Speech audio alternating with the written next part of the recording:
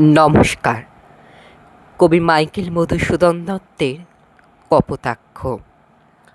সততহীন তুমি পরমোর মনে, সতত তোমার কথা ভাবিয়ে বিরলে। সতত যেমতি লোকে নিশার স্বপনে, শোনে মায়া মন্ত্রধ্বনি তব কলকলে। জুড়াই এ কান আমি ভ্রান্তির ছলনে, বহু দেশে দেখিয়াছি বহু নদতলে।